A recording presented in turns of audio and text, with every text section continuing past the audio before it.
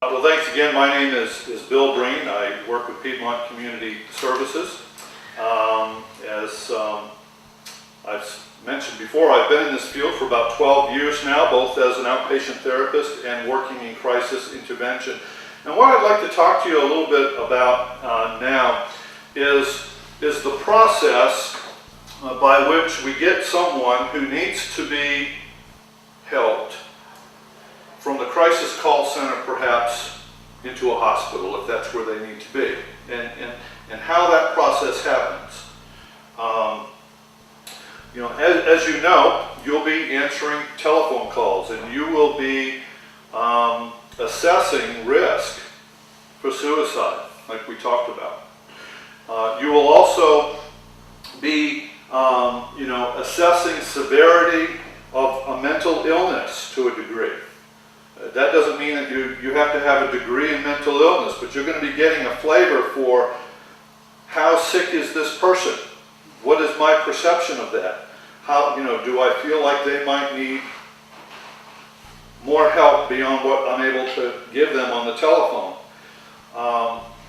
And it's at that point that you will call some other helping professional, or more than one. You will be calling rescue services, perhaps. What number who do you call? Is it the 911 center?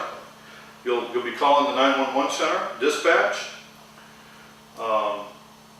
You may also be calling Piedmont Community Services after hours on-call person.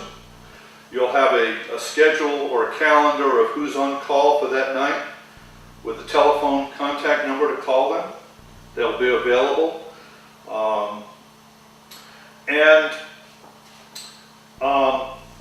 There are different ways then in which people can get to the hospital. It may be that you don't have to call 911. It may be that there's a family member there who's willing to transport this person to the hospital. But maybe that's not the case, and you have to call to get them transported, and then police can go out and transport them to the hospital. There will be other times in which an ECO, what's called an ECO, will have to be petitioned for. And ECO stands for, it's an acronym that stands for Emergency Custody Order.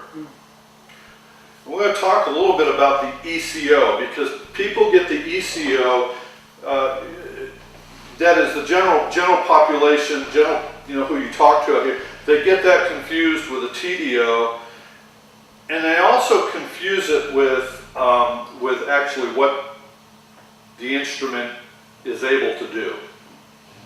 An emergency custody order gives local authorities the ability to pick somebody up against their will and bring them to the hospital or to Piedmont Community Services if it's during daytime hours, but to bring them to a place to be evaluated by a mental health worker. The instrument is time limited, however. You can't hold somebody against their will forever, and so the ECO expires 4 hours after it is delivered to the person who they pick up, or at the moment they pick the person up, it becomes effective. And so then we as helping professionals have 4 hours to complete an assessment. Now, this is very important when you're involved in the process, because time is of the essence. I need every moment sometimes that I can get in order to complete an assessment to determine whether this person needs to be in a hospital or not.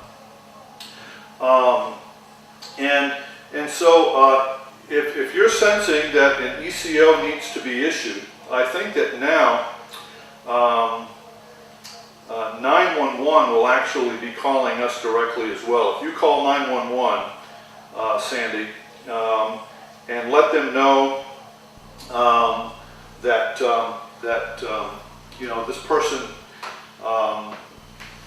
well, actually, you wouldn't be calling. The dispatch would actually be calling the police to let them know an ECO has been instituted. But so let me back up here a little bit. But time is very important, because time begins from the moment the police officer picks that person up. If it takes them 30 minutes to transport to the hospital, my time has dwindled down to what? 3.5 hours.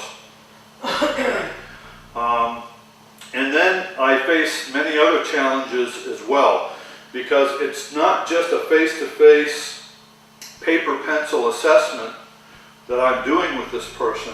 I also have to have lab work done on this person.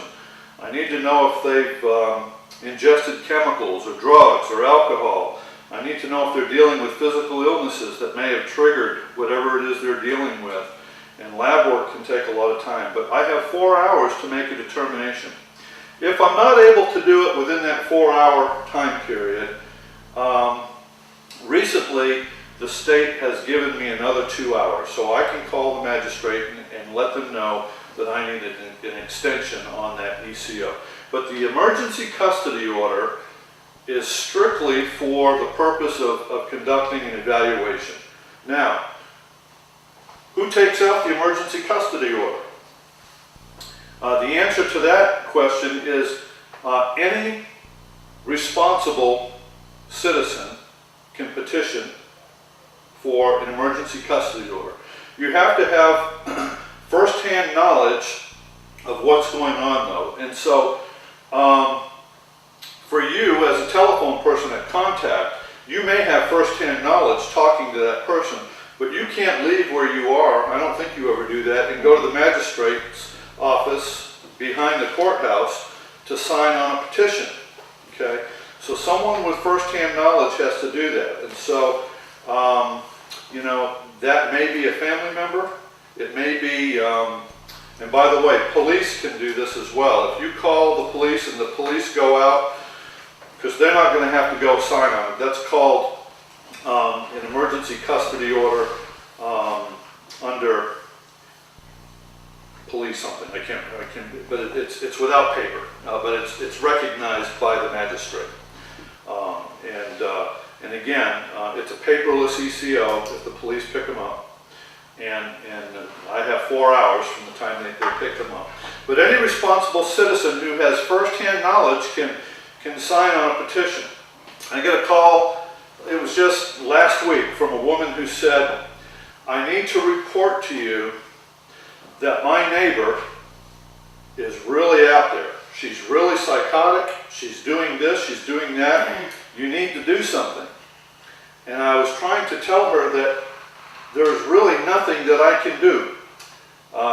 And you know, that I don't have first-hand knowledge of what's happening. If you do, you can go to the magistrate's office if you feel like this person is at risk of harming themselves or someone else, or if they're not able to take care of themselves. Those are the general criteria. If their safety is somehow you know, jeopardized, you can go to the magistrate's office and petition for an ECO. You can do that. Anyone can do that. Any responsible citizen who has first-hand knowledge, it can't be second-hand knowledge, who has first-hand knowledge can sign a petition. Yes? Okay, you said somebody that has first-hand knowledge can go over there to the magistrate.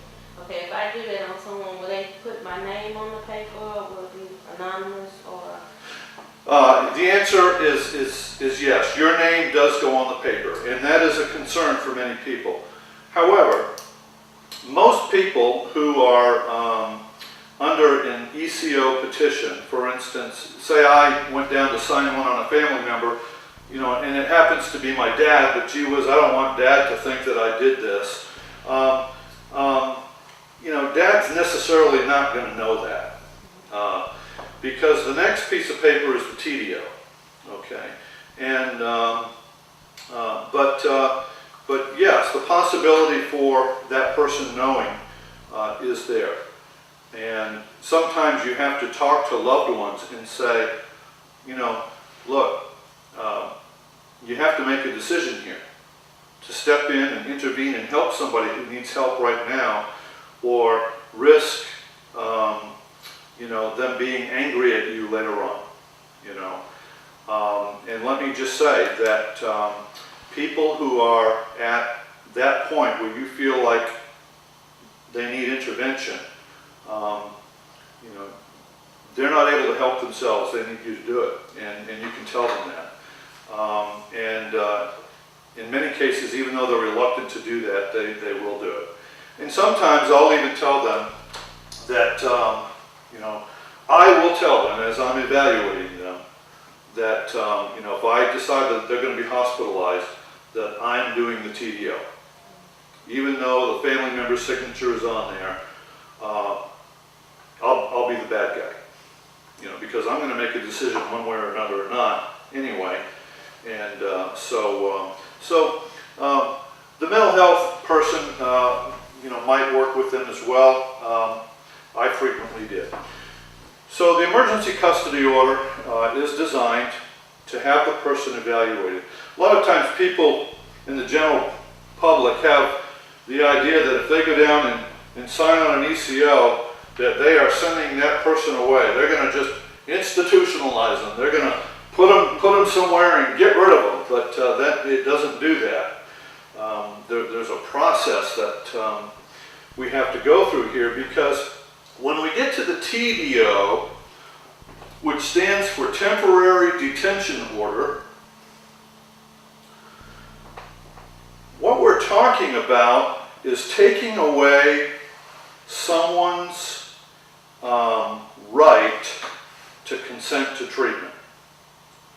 We're saying that you don't have a right to accept or deny treatment. I'm going to impose it on you.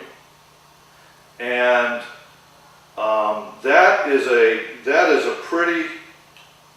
that's a pretty high criteria.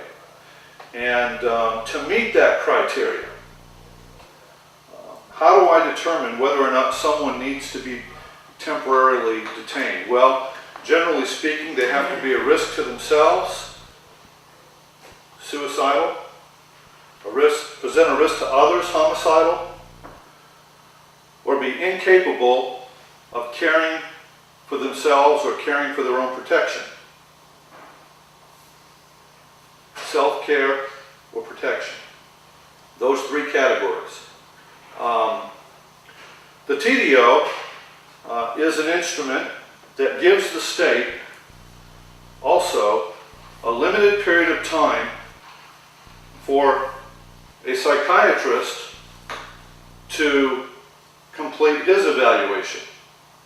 I am just doing a mental health screening, and I am saying, you know, yeah, I think this person needs to be in a hospital or not. The TDO then gives a physician 72 hours. So the temporary detention order is also time limited, 72 hours. How many days is 72 hours? 3 days. By the way, if that happens to fall on a weekend, the weekend's not included in that. So, because in many hospitals, the psychiatrists don't work on Saturdays and Sundays. They'll come back to work on Monday. And so if someone is TDO'd on a Thursday or a Friday, they're going to be there till then Monday or Tuesday the following week, or they can be. It's time limited. However, it does not necessarily mean that a person will be hospitalized for that entire duration. Because there are a couple of other things that can happen. After you have completed an ECO, and I've evaluated them and I've determined they need a TDO, and I find a hospital that's willing to take this person, and by the way, the police will always take them there because it's a safe transport. They're safely delivering them to whatever hospital it happens to be. And they arrive now under this TDO, which gives the state up to 72 hours in order for a psychiatrist to evaluate them. There's also another person in between me and the psychiatrist, and that's called an independent evaluator. And that independent evaluator, who will work for that hospital, can trump my TDO and say, you know what, I read what Bill was seeing here. I see what family members were saying about them, but we're just not seeing that at all. And we're just going to dismiss the TDO. That independent evaluator that works for the hospital can do that. Doesn't happen very often, because most of the time if family is seeing something and we've done our evaluation and we're seeing something, it's going to continue. But it can happen. Doesn't happen often, but it can. Within that 72-hour period, then the psychiatrist will complete his or her evaluation, and render an opinion. And the opinion will be whether or not that person has the capacity to consent for treatment. And then there will be a hearing at the end of that 72 hours. And it is a somewhat of an informal hearing, but there will be a special justice at that hearing. There will be an attorney to represent the client and the client's interests. There will be hospital staff members at that hearing. Not always the psychiatrist, but oftentimes the psychiatrist will be there, or a designated nurse will be at that hearing, and then someone from the local community services board like myself will be at that hearing. So there'll be 4 or 5 different people at the hearing, and the purpose of the hearing is to present evidence. It's to present mental health evidence regarding this client. That will come from the physician, that will come from the community service board person, that will come from other hospital personnel, as to whether we feel the person has the capacity to accept treatment or not. The attorney will allow his client, the patient, to speak and address, whether they feel like they're able to make decisions for themselves now at that point, and the special justice will issue a decision as to whether or not they are capable. That goes both ways. If they have the capacity to consent for treatment, at that point they can stay on voluntarily at the hospital, or they can leave. However, if the judge determines that they do not have capacity, then the hospital facility can hold them for up to 30 days before the next hearing. That's how the TDO works. The TDO is a little bit more complicated. A lot of times you'll find family members that are really just kind of frustrated, though. They say, 3 days just wasn't long enough. Well, the hospital only kept them 4 days. When in reality, under the TDO, they were there against their will, by a state document. The state took away their right to consent to treatment, which you can only take away from a person until they have the capacity to consent to that treatment. Any questions about the ECO TDO process, or?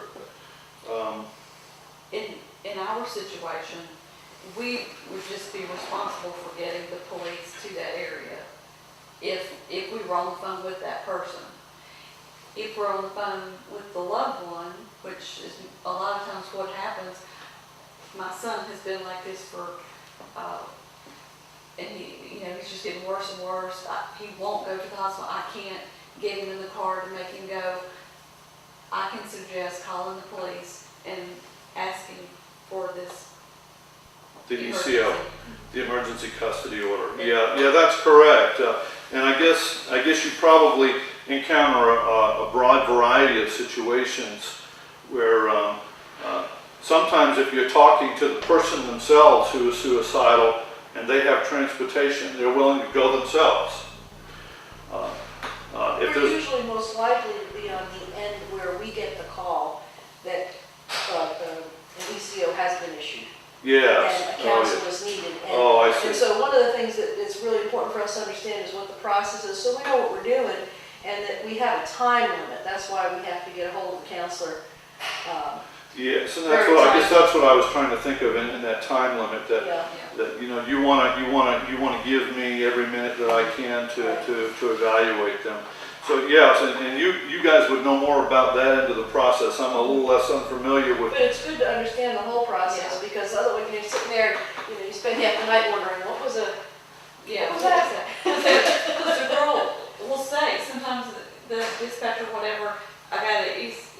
TDO on the way to the hospital or whatever, and I try to remember those initials when I Right. call you Uh-huh. and say, so that you'll have a clue what I'm talking about. Right. But now I have been in the situation with the family member, Mhm. what do I do?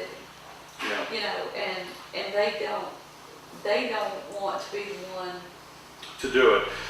to go and sign that paper. Right, and that's what someone else was saying earlier as well. A family member is reluctant for whatever reason to go and sign on that petition, and so you have the option at that point, if they're unwilling to do that, you have the option of calling a PCS worker to talk to them some more to evaluate, or to call 911 to have them go out and do a wellness check. You have that option.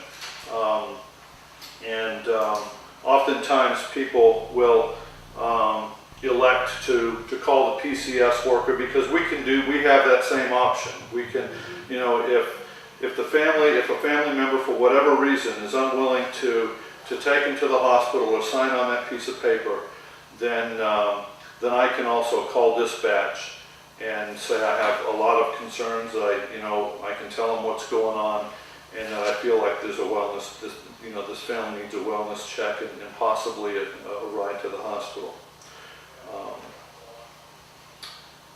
And you will encounter that, and sometimes it's a real judgment call, and it doesn't leave you feeling real easy sometimes. Because the family member sounds so helpless. Mm-hmm. Mm-hmm. Yeah. And no, I can't, he'll get mad at me, I can't do that. But I didn't realize that we could call and for a wellness check. For a wellness check, yeah, you can do that. We'll do that from the office sometimes when people call in. Either they don't have transportation, and you'll run into that. They don't have transportation or means to get where they don't want to go. There's no one else there. We'll call 911 and we'll let them know what's going on with this person. Of course, to do that, you have to have their physical address, know where they are, and ask them to go out and do a wellness check, and they will almost always do that. Another neat thing to keep in mind is when you're talking to people, sometimes you'll be talking to people on cell phones. And it was really cool. About 3 months ago, I had a call. The person wouldn't tell me where they were, but they were on a cell phone. And I called dispatch 911 center and asked them to triangulate that phone and to pick them up. And they did it, and they picked them up, and they brought them to the hospital. So they, if you can keep them on the phone, they can triangulate. They have a way of triangulating that signal. So that's when you try to talk to this one and talk to this Yeah, one. and you can't let the left ear know what the right ear is doing, Right. and when you're requesting that. But they do have that capacity, and they have exercised that capacity to triangulate cell phones. They can do that too, which is really cool. We can call and ask them to get an address for us too, if we need to. Can you? Okay. Yeah. Just, we have a procedure that we have in our procedure book for that. One of the coolest things, and I don't know if your agency has ever done this, but the dispatch center is frequently open to this, is touring the dispatch center. That is just so cool, and you'll see the technology that they have, and the workstations and all the computers. I mean, there's a whole lot going on, but that might be something that you can all check into as well. To say, can we get a tour of the dispatch center that we call so often, and can you give us a tour? And they'll do that.